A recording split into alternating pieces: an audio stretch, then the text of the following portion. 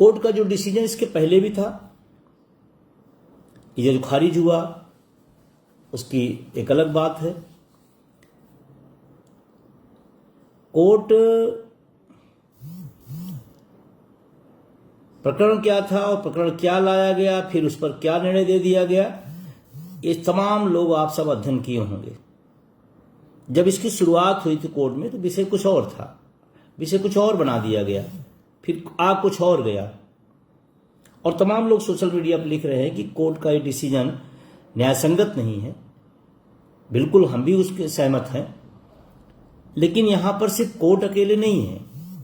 मैं फिर आप सबका ध्यान पुनः उस मेन बिंदु तरफ ले जाना चाहता हूं। इसमें सरकार ने छल किया है। कोई आदेश, कोई संशोधन कर दिया जाए, बताया न जाए, उसको बाहर न आने दिया जाए, ये सरकार ने षड्यंत्र किया लाखों शिक्षकों के साथ। 2017 क्या था प्रकरण, क्यों उसको छिपाया गया, क्यों उसको बाहर नहीं लाया गया? आज कोर्ट तो गलती मान सकता हूं, कोर्ट क्या कर रहा है क्या नहीं कर रहा है उस पर वो टिप्पणी नहीं हो सकती है, लेकिन ये प्रकरण उठा कहां से और यहां आकर क्यों फंसा, इसमें सरकार पूरी तरह से दोषी है। और मैं पहले भी आपसे कहा था और अब भी कह रहा हूं कि भाषा शब्द किसी और के हैं, स्पीकर कोई और है। और इसके अगले क्रम में मैंने कहा था कि हमारा काम, कोर्ट तो रहे ठीक है, जो लोग गए, जो लोग लड़े, जो लोग कहे, मैं उस पर कोई बात नहीं कहना चाहता, लेकिन मेरा अपना ये व्यक्तिगत, ये मेरा कोई फैसला नहीं सुनिएगा, मेरे व्यक्तिगत विचार है। लोकतांत्रिक देश में हमें सरकारों से लड़ना आसान होता है, वर्तमान प्रदेश भले उसमें ना हो। हम क्योंकि सरकार बनाते हैं, हम उसके वोटर होते हैं, उनको कहीं ना कहीं उस विवाद का थोड़ा रहता है डर, तो हम कोर्ट से ज्यादा सरकार पर मजबूती से लड़ें और सरकार से कहें, सरकार वहां रखे, सरकार वहां कुछ करे, वो ज्यादा समाधान का रास्ता है। और मैं पहले दिन से बात कह रहा था, लेकिन क्योंकि तमाम सारे साथियों का अपना अपना व्यू था और उस पर मैं कोई नकारात्मक, क्योंकि मेरी टिप्पणी कभी नकारात्मक नहीं आती है, मैं उस पर अगर कोई नकारात्मक बात कहता तो लोग कहते हैं कि देखो ऐसे कर रहे हैं। हर आदमी ने अपने अपने तरीके ढूंढे, अपने अपने रास्ते ढूंढे, अपने हिसाब से उसको टैकल किया, मैं उस पर नहीं जाना चाहता। लेकिन मेरा अपना व्यक्तिगत विचार है कि हमको जितना कोर्ट, उससे कई गुना ताकत से सरकार से लड़ना था। सरकार को कहना था, सरकार वहां डिफेंस करती, सरकार वहां अपनी बात रखती, नहीं ऐसे नहीं ऐसे, और रास्ता भी सरकार ही तय करेगी। इसका उदाहरण मैंने कई डिबेट में भी कहा था। लोग कहते सुप्रीम कोर्ट का निर्णय आया तो मैं क्या कर सकता हूं, सरकार हाथ हटा सकती है, लोग बता सकते हैं कि भाई कोर्ट का विषय है। कोर्ट का विषय आया था, मैं फिर भी कह रहा हूं, निर्वाचन आयोग की नियुक्ति में मुख्य न्यायाधीश सुप्रीम कोर्ट, नेता सदन, नेता प्रतिपक्ष, 3 को सुप्रीम कोर्ट का आदेश था, लेकिन सरकार के समझ में नहीं था, सरकार की पसंद का नहीं था। सरकार तुरंत गई, अमेंडमेंट आई और चीजें बाहर हो गई कि नहीं नहीं ये रहेंगे, कोर्ट चुप। तो अगर वो अपनी पसंद के विषय पर ला सकते हैं संसद में चीजों को, तो हमारे जैसे तमाम लाखों लाख शिक्षक जो इस विषय में प्रभावित हो रहे हैं, हमारे साथी, उनके लिए सरकार क्यों नहीं चिंतित होती? और पूरी प्रकरण में मैं आपसे कहूं, मेरी जानकारी में नहीं कि सरकार की तरफ से कोई अथराइज बयान कि नहीं आप परेशान न होइए, हम आपके लिए करेंगे, ऐसे रास्ता निकाल, एक भी अथराइज बयान सरकार की तरफ से नहीं आया। क्यों? बहुत सारी चीजें तो हम आप चिल्लाते भी नहीं, कहते भी नहीं, फिर भी कर देती, सरकार भी कर देती। कभी कभी कोर्ट भी कहते स्वतः संज्ञान ले लिया।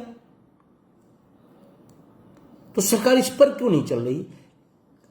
हम कोर्ट तो दौड़ रहे हैं, लेकिन जिस विषय तरफ हमको आपको दिमाग लगाना चाहिए था, जिस पर ताकत लगानी चाहिए थी, जिस पर सलूशन के तरीके निकल सकते थे, उस पर कम लगाया गया। और ये सड़क का संघर्ष है। संघर्ष से हम थोड़ा भागना भी चाहते हैं, बचना भी चाहते हैं। और जो दौर है, ये दिमाग से हटा दीजिए कि आपको बिना संघर्ष के कुछ मिलेगा। अब तो जो मिला है उसके लिए संघर्ष करके बचाने की बात आ रही है। और मैं 2-3 सवाल मेरे दिमाग में बार बार था, मैंने आज पोस्ट भी लिखा था, उसमें भी आपने देखा होगा। कोलिजियम सिस्टम से हमारे यहां न्यायपालिका में लोग जाते हैं, कौन सी परीक्षा है? अब आप कहोगे भाई तो वो हो जाएगा। मैं कह रहा हूं भाई सिस्टम तो बना लो, सिस्टम की चर्चा मैं कर रहा हूं। वहीं चौखट पर लोग बार बार जा डेट लेकर लौट आते हैं, डेट पे डेट, डेट पे डेट, डेट पे डेट। वो देश पर असर नहीं डालता, उस देशवासी पर असर नहीं डालता। फैसले बाद से आए, न्याय बाद में हो, ये भी एक अन्याय है, तो उसका असर नहीं पड़ता क्या? जैसे टिप्पणी कही कि नहीं योग टीचर नहीं होगा तो देश के बच्चों पर असर पड़ेगा। अरे भाई 20 साल पहले जब आपका जो नियम कानून था हम उस पर आए, हम अयोग हो गए। और अयोग वो आदमी जनगणना कैसे कर रहा है, अयोग आदमी चुनाव कैसे करा रहा है, मतगणना कैसे कर रहा है, SIR कैसे कर दिया आयोग आदमी। और ये आयोग अगर हो गया तो उसके पढ़ाए हुए जो पदों पर बैठे लोग हैं वो क्या हुए, जिन मत गणना कराकर जिनको विधायक और सांसद बना दिया ये वर्ग, और क्योंकि आयोग है तो भी आयोग हो गए। है सवाल, उठेगा सवाल। तो ये जो परिभाषा गढ़ी जा रही है, जो परिभाषा बताई जा रही है, वो अन्यायपूर्ण है, वो नियम संगत नहीं है। कोई भी खेल होता है, कोई भी व्यवस्था होती है, जो नियम उस दौर में होता है उसी नियम को फॉलो करके लोग बढ़ते हैं। है थोड़ा सा उदाहरण के तौर पर हंसी मजाक हो सकती है। एक विषय ऐसा है, एक साथी मुझे मिले, उन्होंने बताया, मैं उनकी बात कर रहा हूं, अपनी नहीं कहा, थोड़ा सा इतर है, इसको आप सिर्फ उदाहरण के रूप में समझिएगा, इसमें थोड़ा सा हल्कापन भी रहेगा शब्दों का, तो उसको आप न लीजिए। उसमें बहुत सटीक बात एक साथी ने हमारे हैं, कमलेश वर्मा कलमेश जी हैं, तो उन्होंने कहा कि सर हम लोग माँ बाप की शादियां बचपन में हो गई, 18-21 का जो नियम आया वो तो बाद में आया, उसके पहले हो गई, तो जो शादियां नाबालिग हो गई वो सब अवैध हो गई, उनकी संतानें अवैध हो गई। क्या सरकार या कोर्ट इस पर भी कोई बात करेगा? ये उनके शब्द हैं। और मुझे लगा कि नहीं, एक बहुत बड़ा तर्क दिया जा रहा है कि जो व्यवस्था जिस समय थी उस व्यवस्था में चीजें हुई, और आज आप क्या कर रहे हैं। और ये न केवल उत्तर प्रदेश, पूरे देश का शिक्षक प्रभावित है। और उस शिक्षक से जिससे सारे काम आप कराते हो, इस समय जो टेम्परेचर है 45 का, उस दौर में एक शिक्षक दरवाजे पर खड़ा होकर खट खट कर रहा है, उधर से निकलने वाले की भाषा कभी अच्छी होती है कभी बुरी होती है, कौन आए, क्यों डिस्टर्ब किए, वो सब झेल रहा है। टीटी की मार झेल रहा है, 45 टेम्परेचर की मार झेल रहा है, वो जो उनके द्वारा व्यवहार नहीं अच्छा दिखाया जा रहा है जिन लोगों द्वारा, उनका झेल रहा है। आखिर झेले क्या, कितना, उसकी भी एक सीमा है, बर्दाश्त करने की भी एक सीमा है। तो इतना भी ज्यादा न कर दिया जाए कि टूट जाए। इस देश का शिक्षक टूट जाएगा, उस देश का भविष्य टूट जाएगा। जिस देश का शिक्षक निराश हो जाएगा उस देश का भविष्य खराब हो जाएगा। जिस देश का शिक्षक टेंशन में होगा उस देश की क्या स्थिति हो सकती है।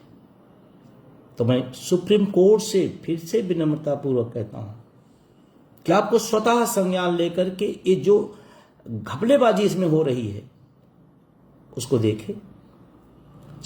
उससे बात मैं सरकार से कहना चाहता हूं, सरकार आपके हाथ में सब है। अगर आप चाहें तो ये कुछ मिनटों में फैसला कुछ मिनटों में लोगों के भविष्य का जो खतरा वो समाप्त हो सकता है। और हम थोड़ी सी आदत बदलें, सरकारों से सवाल करें, लेकिन हमारी कमजोरी है कि हमें पार्टी भक्ति ज़्यादा समझ में आती है। हमारा लाइफ खराब हो रहा है, हमारा भविष्य खराब हो रहा है, हमारे बच्चों का भविष्य खराब, उस पर हम कम चिंतित होते। कोई पार्टी की आलोचना हो जाए, हमारा पढ़ा लिखा आदमी उस पर लड़ जाता है, उसका नौकरी खत्म हो जा रही है, उस पर नहीं लड़ पा रहा है, जबकि लड़ना उस पर चाहिए। तो सरकार से सवाल है, सरकार से उम्मीद है और सरकार की जिम्मेदारी है कि देश के बच्चों का भविष्य बनाने वाले, देश के निर्माता 5 सितंबर को गुरु ब्रह्मा गुरु विष्णु गुरु देवा महेश्वरा गाने का और सम्मान देने का, बेहतर है कि आप इनकी पीड़ा को समाप्त करिए। और जो लास्ट बात बहुत लंबा नहीं है, जो लास्ट बात है, तमाम शिक्षक संगठनों से विनम्रता पूर्वक अपील है। पूरे देश का जो शिक्षक है वो आज आपकी तरफ बहुत बहुत उम्मीदों से और बहुत तकलीफों में वो आपकी तरफ देख रहा है कि हमारे संघ क्या कर रहे हैं, हमारे संघ के नेतृत्वकर्ता क्या कर रहे हैं। पूरे देश का शिक्षक किसी संघ का हो, लेकिन एक कॉमन जो समस्या है उस पर वो देख रहा है। तो सबकी जिम्मेदारी है कि टीटी के प्रकरण पर बिना किसी लांग लपेट के, बिना एक गुट वो गुट, इनके साथ उनके साथ, मानता प्राप्त गैर मानता, इस सारी बाधाएं तोड़ करके एक साथ खड़े हों, एक साथ योजना बनाएं। और मैं तो कहता हूं कि कोई एक डेट कॉमन तय कर लें, सारे लोग अपने झंडे के साथ आए, लेकिन प्रकरण पर गंभीरता से विचार करें। और जहां तक अटेवा एनएमओपीएस का है, मैं उसका राष्ट्रीय अध्यक्ष बनाते हुए कह रहा हूं, बिना किसी लांग लपेट के, बिना किसी शर्तनामे के इस लड़ाई में हम पहली पंक्ति में खड़े रहेंगे। नेतृत्व कोई करे, मैंने तो कह दिया, नेतृत्व कोई करे, इसमें कोई इव्वट नहीं है। सवाल है कि शिक्षकों का समाधान होना चाहिए। और मैं अपील करता हूं सभी संगठनों से, जो बातें पीछे हैं उसको छोड़ दीजिए। वहीं इनके साथ नहीं जाऊंगा, उनके साथ नहीं जाऊंगे, इनके साथ नहीं बैठूंगा, उनके साथ नहीं बैठूंगी, ये सारी बातें पीछे छोड़कर इस समय शिक्षक बहुत तनाव में है, बहुत पीड़ा में है, बहुत ज्यादा उलझन में है। उस उलझन को सुलझाने का काम नेतृत्वकर्ता और संगठनों का है। और मैं खुली अपील करता हूं, कोई भी नेतृत्व करे, अटेवा उसके साथ होगा, लेकिन अलग अलग नहीं, एक साथ, एक डेट, एक विषय, एक साथ। इस पर थोड़ा सा विचार, क्योंकि ये दौर जो है, उस दौर में ये सवाल उठ रहा है और इसको आप सबको गंभीरता से समझना। मैंने पिछली बार भी तमाम नेताओं से बात किया, तमाम लोगों से व्यक्तिगत मिला, तमाम लोगों से विनम्र अपील किया। इस अपील में, इस मुलाकात में कि सबको इकट्ठा किया जाए, मैंने प्रयास किया। उसमें मेरी आलोचना भी हुई कि उनको साथ नहीं आना, उनसे नहीं बोलना चाहिए, उनसे नहीं बैठाना चाहिए। मैंने कहा इस समय मेरे लिए कोई विषय नहीं, शिक्षक की जो संकट आया वो मेरे लिए महत्वपूर्ण है और उसी पे करें। और फिर मैं कह रहा हूं, पीछे की बात भूल करके एक साथ, और जिस दिन एक साथ सब खड़े हो करके, मैं तो कहता हूं आंदोलन तो बाद की बात होगी। आप एक साथ सारे लोग बैठ जाइए, एक साथ मैसेज दे दीजिए, आधा काम वहीं से शुरू हो जाएगा। संसद घेरना पड़े, स्कूल बंद करना पड़े, जो भी करना पड़े वो किया जाए।